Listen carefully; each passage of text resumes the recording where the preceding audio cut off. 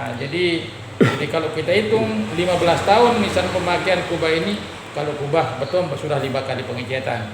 Jadi itu cukup memberatkan sesungguhnya, tapi kadang-kadang masyarakat juga tidak berpikir ke sana, sehingga alhamdulillah masyarakat yang sudah cukup mengerti dengan kita berikan pemahaman bahwa dibanding kubah beton dengan yang ini, insya Allah umumnya masyarakat di Pulau Lombok sekarang setelah terjadi gempa, maka antusias masyarakat untuk pakai kubah panen ini lebih tinggi dibanding yang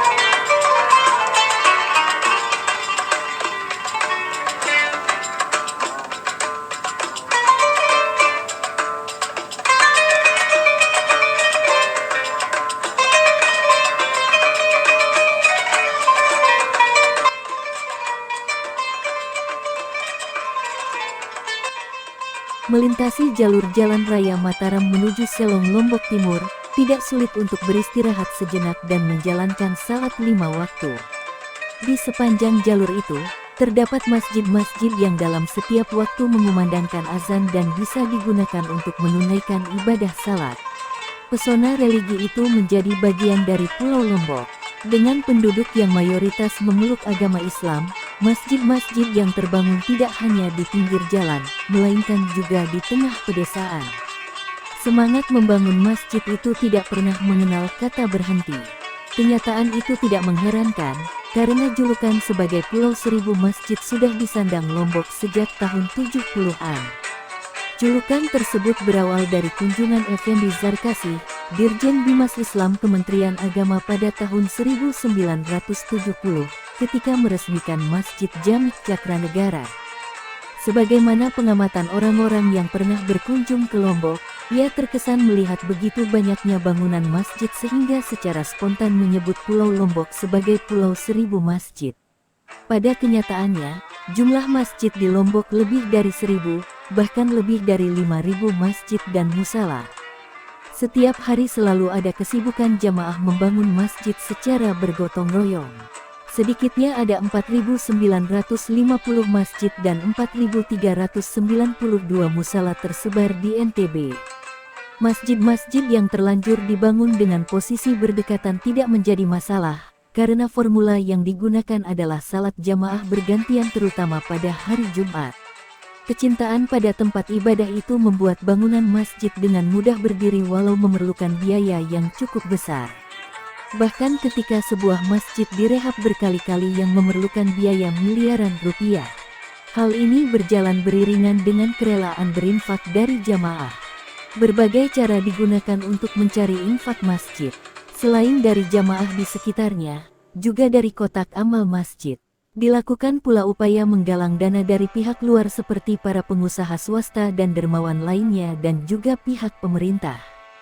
Kesadaran berinfak itu nampak dari sejarah-sejarah masjid yang ada di Lombok yang berasal dari tanah wakaf.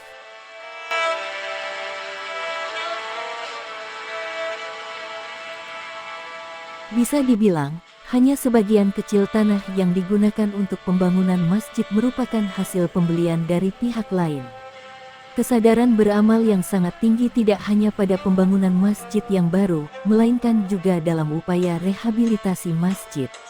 Salah satunya adalah merehabilitasi kubah dari yang semula berbahan beton, menjadi berbahan baja ringan. Rehabilitasi penggunaan bahan yang lebih ringan itu menjadi fenomena belakangan dengan berbagai pertimbangan seperti daya tahan dan faktor pemeliharaan. Alhamdulillah antusias masyarakat yang di Lombok sekarang ya cukup tinggi. Ya, dari bulan November 2021 kami mulai coba tekuni masalah pembuatan kubah ini, alhamdulillah dari semua kabupaten yang ada di Pulau Lombok sudah rata-rata sudah kita bekerja. Lombok Utara, Mataram, Lombok Barat, Lombok Timur, apalagi Lombok Tengah sudah banyak sekali yang kita kerjakan. Kubah masjid yang dibangun tidak hanya yang berukuran standar, melainkan juga yang cukup besar seperti berukuran 15 kali 15 meter yang seharga ratusan juta rupiah. Tidak jarang masjid yang sudah memiliki kubah, menyikapi rehabilitasi dengan menyungkup kubah lama dengan yang baru. Faktor pemeliharaan akibat cuaca yang menyebabkan kubah masjid berlumut menjadi pertimbangan. Selain itu, bencana gempa bumi yang mengguncang Lombok beberapa waktu lalu, membuat jamaah masjid berpikir ulang menggunakan kubah berbahan beton. Alhamdulillah, antusias masyarakat yang sekarang ini untuk memakai kubah yang panel istilahnya sudah cukup tinggi, dikarenakan karena pernah terjadi bencana alam yang ada di Lombok. Selalu masyarakat itu berpikir ke arah sana. Setelah terjadi gempa waktu tahun 2018,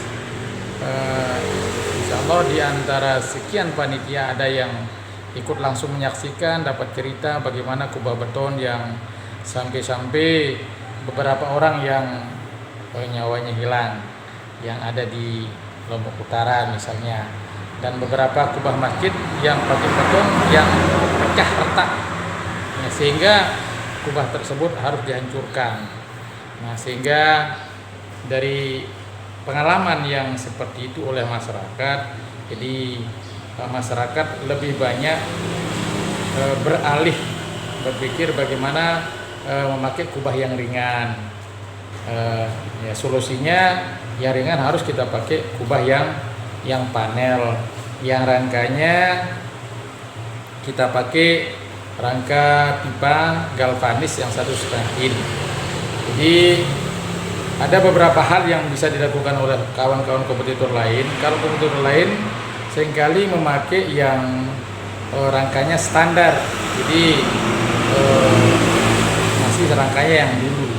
Tapi setelah analisa dari perusahaan, setelah adanya gempa di Lombok ini, maka dari pihak perusahaan mengubah sistem rangkanya yang sekarang kita pakai rangka transfokus sistem atau rangka laba-laba, dan kami memakai rangka laba-laba umumnya kami pakai 3 lapis kubahnya. Yang kubah yang pertama rangka, baru panel di atas, baru setelah itu kita buat kedap airnya, baru di bawahnya kita pakai plafon. Jadi masalah panel kami umumnya kami pakai yang di Lombok ini ada analisa yang baru, kami pakai panel yang platnya baja yang disebut enamel powder coating. Itu ketebalan panelnya 0,8 yang pakai plat baja. Dan ada juga kami pakai plat galvalum yang ketebalan panelnya itu 0,4. Jadi kalau rangkanya semuanya sama, rangkanya semua sama, pakai pipa 1,5 in galvanis, insya Allah. Sistem pembuatan rangka kami pakai sistem las semuanya, 100% las, dan rangkanya kami pakai 100% pipanya 1,5 in yang ketebalan 1,5 sampai 1,6 tebalan pipanya kami pakai.